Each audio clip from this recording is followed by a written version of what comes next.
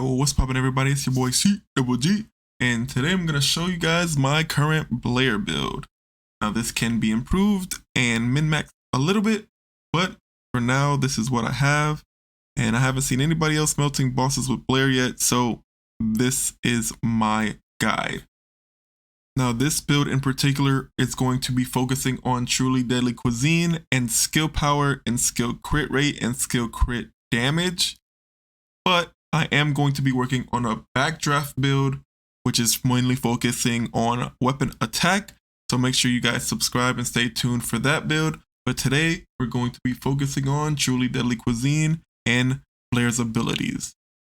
Now this is by no means a BLAIR showcase. I'm not going to go into every single one of his abilities and what they do, but I will go over the relevant ones and the relevant abilities and how they coincide with this build and how you should play it.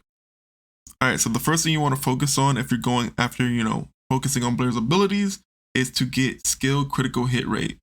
Now, crit hit rate is super important to get to 59%. Once you're at 59%, you can 100% max out the crit rate because of his ability, or because of his passive, I should say.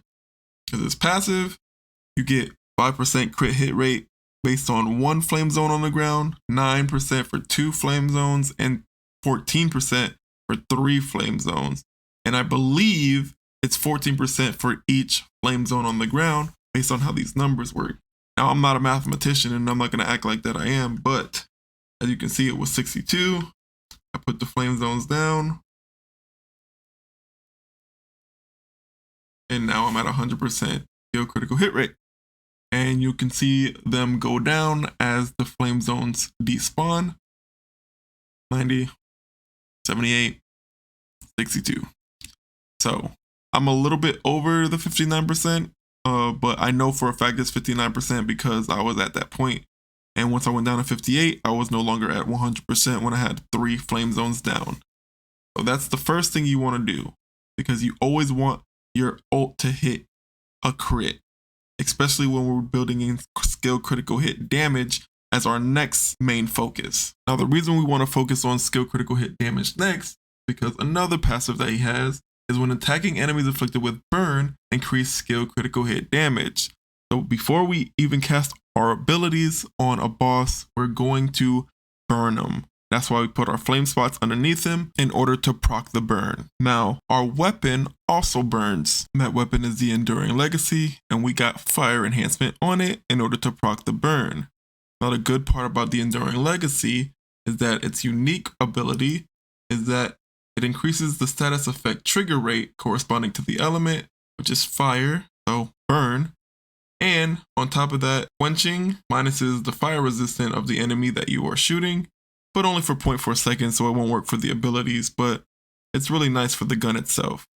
And it could proc burn from a range in case you don't have flame spots to put underneath a boss or an enemy or something like that. Now that we went over how to burn, let's look at the difference, shall we? So let's go over here. Alright, so we're going to get 100% crit rate, so that way our ult crits without burning the enemy. We hit for 7.7 million, and then our burn is burning for 100k. That's without burning. So let's try it with burning. We'll refresh our abilities.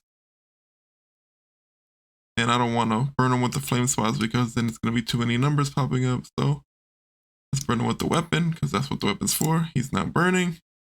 You see the symbol above his head. 8.3 million. So that's a good amount. I think it was 600k difference by making sure you hit him while burning. And there's one more thing I should explain about BLAIR before we get into talking about the mod. Is 2. You can absorb flame zones and get a skill power modifier increase by 23%. This only gives you a skill power modifier of 0.23. And I'm going to tell you right now, not worth it. Not worth it at all. You absorb one of your flame spots to get that a little bit of ability power and lose 14% skill crit rate. So you have more of a chance for your ultimate to not crit for very, very, very small amount of damage. And do you want to see how small? I'll show you how small. Now remember, 3 flame spots, burn, and 831. Remember 831. 8.31 million. Now, refresh our abilities. Now we have to absorb one of our sunspots. And it doesn't matter if you do 1 or 3. It's all the same buff no matter what. We'll burn. Ultimate 833. 8.33 mil. You're going to have 14% less chance to crit with your ultimate for 20k damage. Not worth it. Not worth it whatsoever. On top of that, the time it takes to cast and everything, it's going to take more downtime away from you doing damage to the enemy. It's not worth the 20k. So let's talk about some of the mods that I've chosen to go for this build. Obviously, we got Truly Deadly Cuisine that significantly increases the damage of Giant Fireball and does not cause flame zones, which it's fine because we use flame zones before we cast it. Dangerous Ambush is the biggest one for bossing, okay? BLAIR does not have all these crazy stuff like Glay and Lepic. We have to use what we got. So when we immobilize a boss and not targeted, we do big damage when they're down. Kill all the ads because you don't want to be targeted. So I kill all the ads whenever they spawn. And then I immobilize the boss and then do my full combo with my abilities, with my fireball and flamethrower. So that way we are getting that 50% skill power boost on that immobilized enemy, which is the boss when you break one of his shoulders. Then it's just skill crit rate, firepower, skill damage, some sustain, skill crit rate, skill crit damage, crit rate, hit damage. And then I'm using short sword because I need to farm for a better grappling hook. I need the long distance grappling hook and I don't have it because it'll make it a lot easier to grapple onto the boss's shoulders when they are yellow. So I recommend long distance here. And then for this mod, I'm thinking skill duration so the flame spots stay on the ground longer. But I'm also thinking of getting some more ability power with Spear and Shield. Get some more defense and get a tiny bit more skill power. It's not a finished build yet. This is what I have for mods. This one is your biggest mod. Obviously these two, and get the long distance grappling hook. I recommend that. And then just skill crit hit rate and skill crit hit damage. Like that's your 2 major ones. And then get dimension because this is a dimension skill. All of these are dimension skills. All of your abilities are dimension skills. Dimension.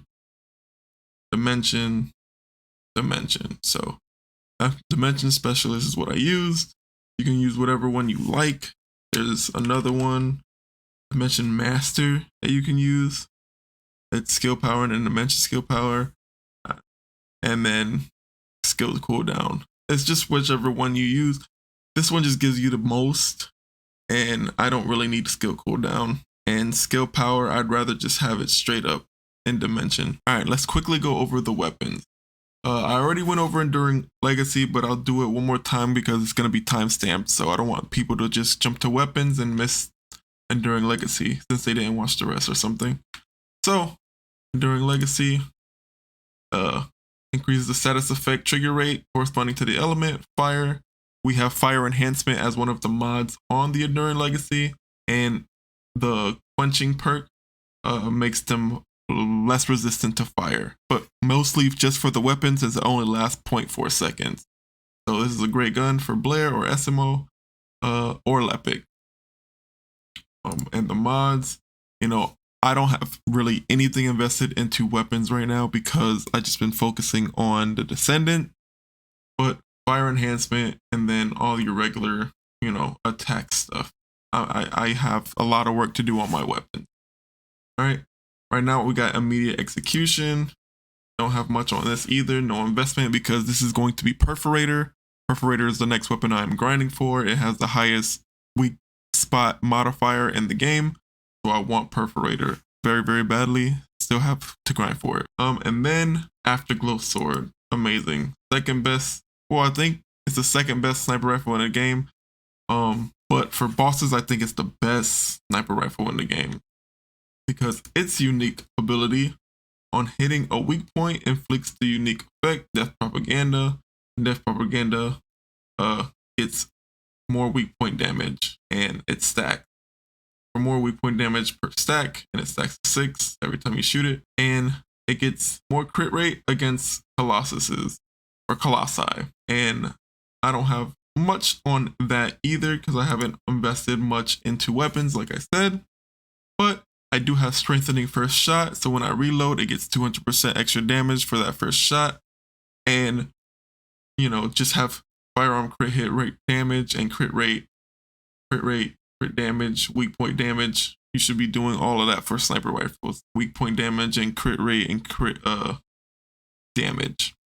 Now the crazy thing about this is I have 98.45 crit rate on this weapon, and it's supposed to go up when fighting Colossi, but I still don't crit 100% of the time. I actually don't crit a lot, so I don't understand what's going on with that. Help me out if you know what's going on. But those are the weapons. You don't need Afterglow Sword for this build. Before I had Afterglow Sword when I was still farming, I was using this Forest Gaze. It was really good. It treated me well, and it did exactly what I needed to do. When you're bossing with when you're bossing with BLAIR, you just want to make one of the weak points yellow and then do as much damage to the boss as you can before they go enraged. Then you're going to knock them down, use your full combo of your abilities, and then they should be deleted. At least the first few hard bosses. Alright, now let's quickly go over the reactor that I have.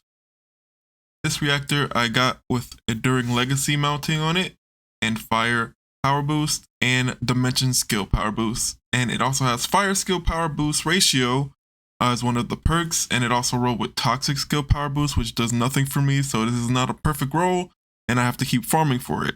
If you also want to farm for a Fire Skill and Dimension with general rounds, which is what gets me the Enduring Legacy mounting, as well as some other rolls of different unique weapons, you don't have much time to farm it. As of recording this video, you probably have just a few hours to grind this, so hopefully you watched this video pretty early. As of right now, you have 19 hours as of recording this, so by the time I post it, you probably have like 17 hours. And you get Fire, General Rounds, and Dimension from Fractured Monolith. If you are watching this later than this 19-hour mark, then you're going to have to wait until 7 days and 19 hours. So this next week that's coming up, it won't have that same roll, but on the week after it does. Where is it? I know I saw it earlier. Right here. Fire, General Rounds, and Dimension. Now, maybe you can get heavy rounds. Let's see. No, it's not heavy rounds either. If you wanted to do it this week, you can get this one. If you wanted to grind for something, it's Fire, Dimension, and then the green. As I said, with the weapons, I'm going to get Perforator. So you can get this with a Perforator, the gold one with a Perforator, and that'll be perfect. You can use that if you get a good roll. If you want to grind this week, if it's already past the 19 hours. Otherwise, you're going to have to wait the 7 days to get the general rounds one. But getting the Perforator one will be just fine. You just have to make sure you have the Perforator out when you are using your abilities. That's another thing I wanted to mention. If you are using any reactor and let's say I'm using my sniper to shoot the weak points and then I knock the boss down, make sure you switch back to your Enduring Legacy in order to get that 60% skill power boost. Because if you have your Afterglow on or your sniper or any other weapon that isn't this weapon that's mounting, you will not get that damage. You have to have it as the weapon in your hand in order to get that 60%, in case you didn't know that. Next, let's move on to the external components. So I'm currently using the Acrobat set, which gives me skill power boost and a skill critical hit rate. That's what I was using it for, the skill critical hit rate. But honestly, I only used it because I needed that last little bit to get to the 59% that I needed to get to 100%. But now I'm over the limit. That set does not give you a bunch of critical hit rate. Like it's 62.72 right now. And if I change this out and then look at it again, it's only 61. Like it's only like 1 point something percent. So unless you're, really hurting for that 1% to get to 100%, I don't recommend getting the full Acrobat set, but it's really easy to farm. You just go to the left side of the fortress map and it's really easy. What I want to do is mix the Acrobat set so I could get the skill power and the firearm attack with the volcanic set. Getting the volcanic set will really help me out because I don't need any of the fourth ones. Like, I don't think there's anything that really benefits Blair by getting all four. Unless I get the perforator, then I guess I can do the full volcanic set because it shall give me skill power with like a hand cannon. But as of right now, I want to mix the Acrobat with the volcanic to get fire skill power and then the ability power. But maybe the full set with a hand cannon. We'll see. But that's what I'm rocking with right now. I'm going to change it. Definitely not what I'm going to do with like the very end game. This is just what I got for now. Just get that skill crit rate from before. And then I get a little bit of skill power.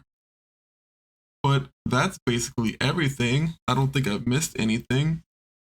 Weapons, mods. Yeah, basically it. I'm gonna be putting a clip of me killing Dead Bride after this. And if you guys want me to go over how to kill these bosses as Blair, since you gotta kind of do it a little bit tactically, since you can't just straight out melt a boss. You gotta get them down. At least with my build, you have to get them down. Maybe there's stronger builds. Maybe I make a build that's stronger. Maybe the weapon build that I'm gonna be working on will be stronger. But if you guys have any questions about this build whatsoever, make sure you ask them in the comment section below. I'm not great at making build videos, so I might have missed something or forgot something or might have not explained something well enough. So please bear with me. Again, I'm gonna be making the weapon build. I'm going to be making a different build where he's like throwing the flame spots. I got to get that red mod to see how that works. But yeah, I'm going to be also doing an SMO build because they share a lot of the same mods and the same weapons. So stay tuned for that. If this video helped you at all, make sure you hit that like button. And for more First Descendant videos like this one, make sure you hit that sub button. I'd really appreciate it. And yeah, just finished watching me kill Dead Bride, and I hope you guys have a dope ass day. Deuces.